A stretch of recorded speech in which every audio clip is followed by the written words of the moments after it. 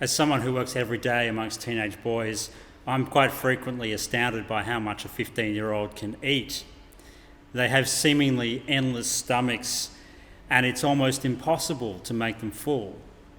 I, of course, remember back to my own teenage years, and I know that back then I could eat more in one sitting than I've ever been able to eat at any other time in my life. I've always been in an environment where too much food, where excess is the real problem, not scarcity. And this is something of a historical anomaly. Of course, there have been those throughout history who have had too much. But for most of history, for most people, the issue is not too much food, but a lack of it altogether. It's been far too normal, and still is far too normal, for people in our world to worry about where their next meal is going to come from, or how they're going to feed their children. The danger for those of us who live in an environment of excess, like I do, is that we grow comfortable and we lose compassion for those who have very little.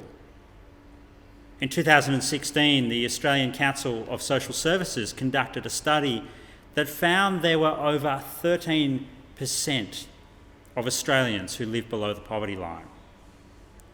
And of those, 731,000 are children. If we imagine this on a global scale for just a moment, we're speaking of millions, billions of people. I don't intend to mention these statistics to make you feel guilty about your breakfast or lunch or whatever meal you've just eaten. But I do want us to feel and really feel and share in something of the pain and the anxiety that our world suffers when it comes to basic needs such as food. Because that is the context of the gospel story that is set for today. The people of Jesus' time and culture knew firsthand the experience of food as a persistent worry of their life. In this story, Jesus has attracted this enormous crowd. We're told that there are 5,000 men there. We will add in our calculations women and children who are almost certainly there.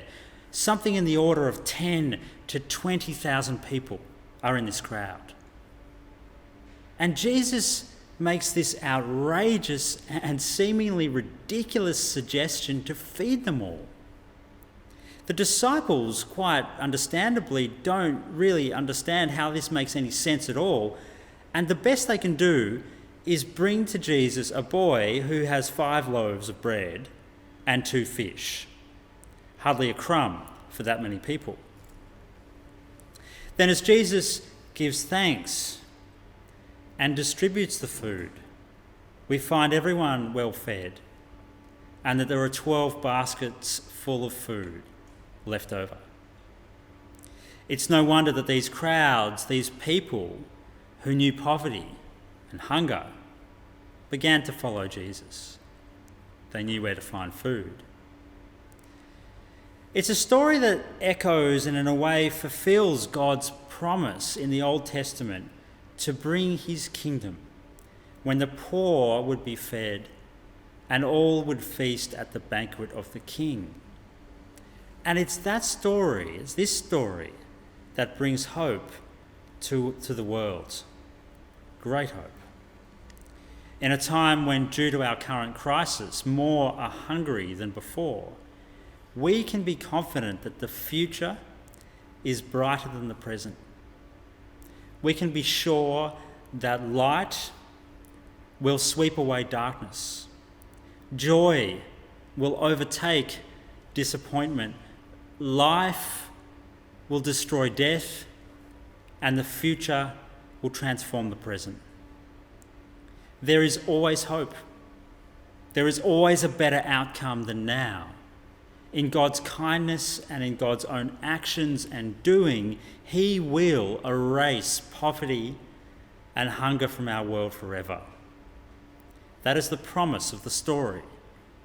And it is why the church, since its earliest days, has begun to live in light of this future, feeding those in need, fighting for injustice and against injustice, sharing our wealth, It's why in our worship we celebrate a meal with bread.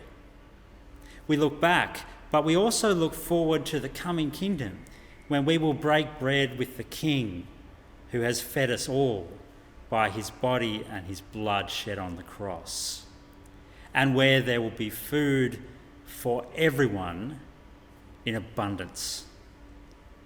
Amen.